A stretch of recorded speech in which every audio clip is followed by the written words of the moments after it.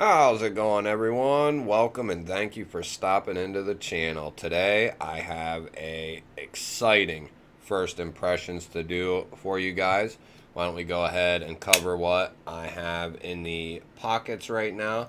This is the Trivisa UMA-05 and it's new to me, but it is a phenomenal knife. I took it to work with me today, put it through some paces, and it is comfortable, it is slicey, it is pokey, very aesthetically pleasing, ergonomically great.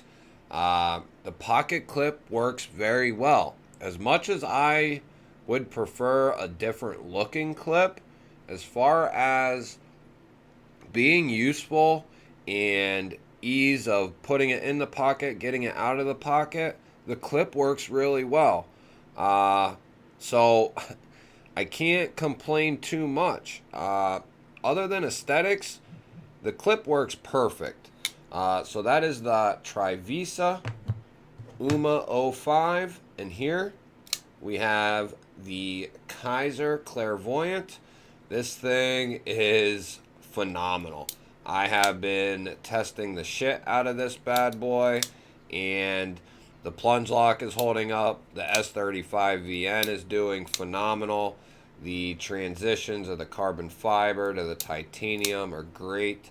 I would say Kaiser and Paul Munko killed this thing, and I found these two go together so well. I mean, they're like literal brothers in a sense.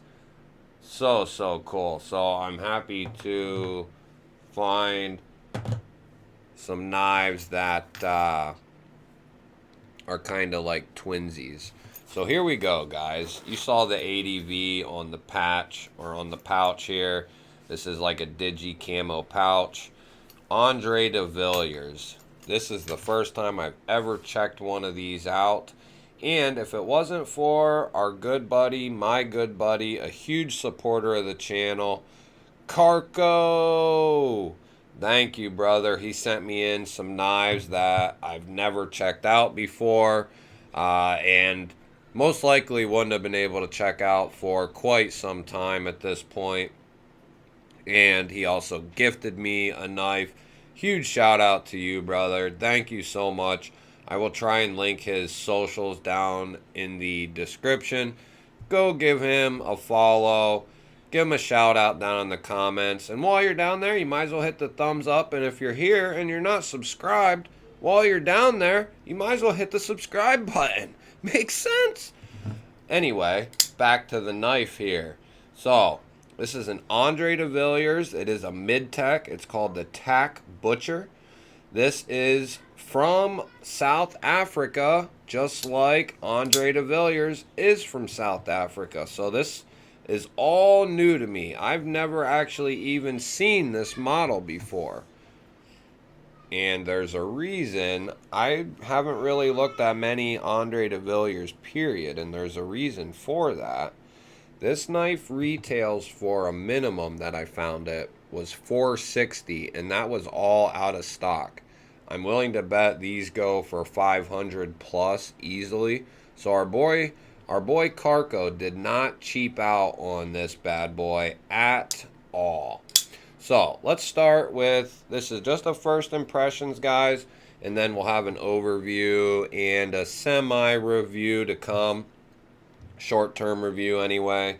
You have this beautiful mirrored S35VN Wharncliffe modified sheep's foot, modified Wharncliffe blade with that beautiful fuller running up on the top there. It just looks amazing. Let's get some more smudgies off of it so nobody yells at me down in the comments. And then we have a beautiful thumb disc. I'm starting to really like the thumb disc idea. I love thumb studs, but it's nice to have something new for a change that works. And the two that I've had, this one is a thumb disc, the Trivisa, works very well. And this one has worked very well also. This is the first time I'm getting this out of the pouch since the unboxing, so I do not have much experience at all with this knife. I wanted a true first impressions and first feel of this knife to put on camera. And I would love to have a knife like this, but it's quite out of my price range to get a knife like this, having the channel and needing to get, you know, more budget knives, mid-tier knives. Something like this at this point is out of my price range for now anyway. Let's get that out of the way. So you have the thumb disc and this awesome flipper tab for the deployment methods. You have jimping on the back of the flipper there. Easy to push button, easy to light switch. The reverse flick off the thumb disc is great. You can flick the fuller. I don't know that many people would, but you can. And then if you was way down here, you could thumb flick it. I don't think anybody's going to do that, neither.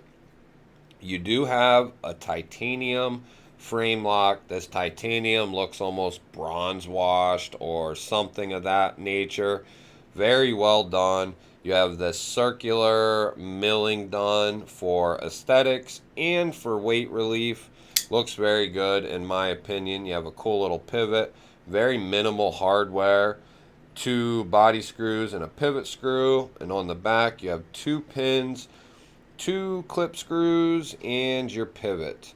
And then obviously your lock bar insert there. You do have an over travel stop for your lock bar. Nice and shiny. Look how shiny that is. Just so well done. A nice titanium geared backspacer. Nice and thick. Getting this knife out and messing with it. This thing is overbuilt. It's like a tank. And it really reminds me of a knife that you would use, like, it reminds me of like a heavy duty military knife or something. This is coming in, I believe, at 8 3/4 overall. We will do an overview, like I said, get more in depth with everything. But this is a bigger knife. It's not a small knife. We'll do just a quick reference point so you guys can get an idea if you've never seen or had one of these. We'll do a couple common ones. Right there is the Kaiser Drop Bear. And right here is the Kaiser Escort. And it's way bigger than both of these. Way bigger than the Drop Bear for sure.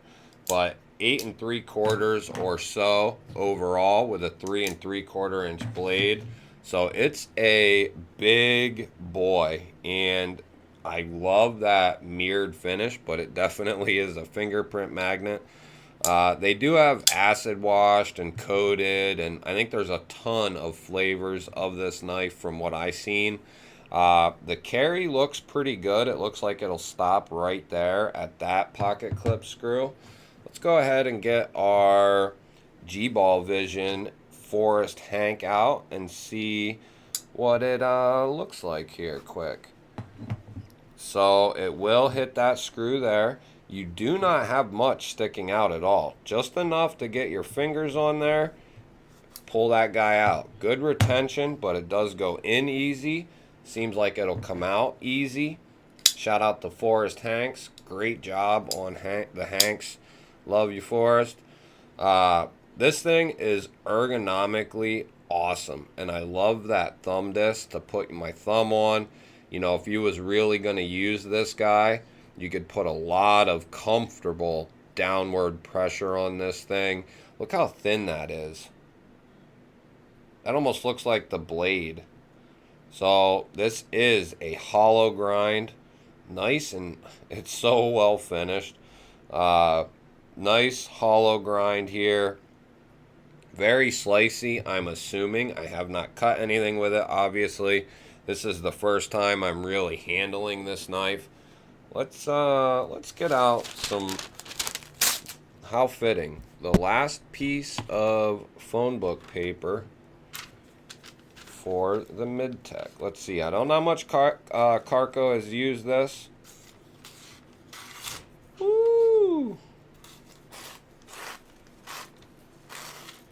And I love S35VN, and I'm assuming that it's heat treated very, very, very well. Being a mid-tech, being $500, I'm assuming it's been heat treated very well. Very, very nice. Very nice cutter.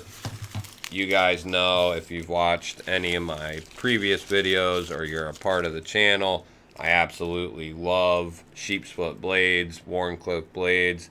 They are just great, great workhorses. Let's see what it does against the cover. Oh, so something a little thicker. It just right through like butter. No problem at all.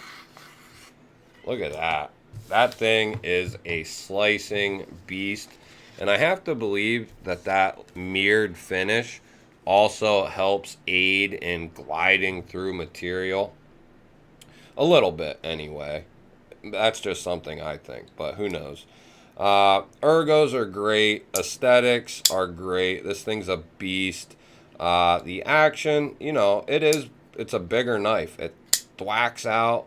And for having such a heavy blade, I would rather have it do this than just fall on my thumbnail, crack my thumbnail like my Chavez's do.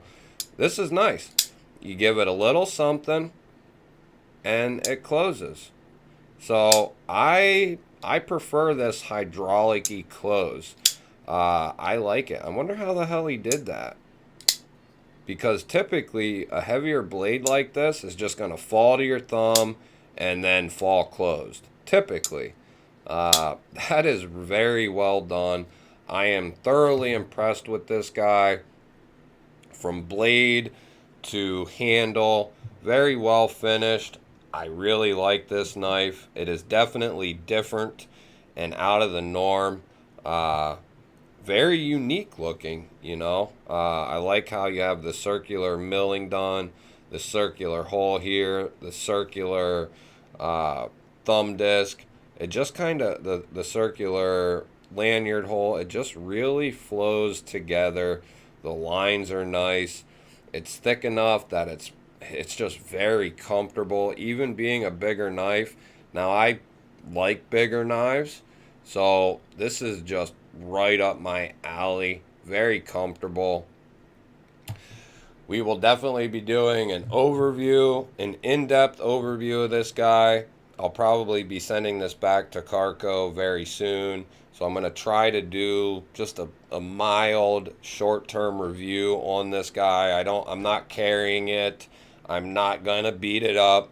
Going to put it through some paper and some cardboard, and you know, that's probably about it. Do a short-term review on it. But all in all, guys, if you're looking at something like this, it's definitely a home run. If you're still here, thank you. I love you. If you're still here and you're not subscribed, hit that subscribe button down below. I'd love to have you here. Give the video a thumbs up. Leave me a comment down below. Let me know what you think. Otherwise, guys, I love you, and I will catch you on the next one.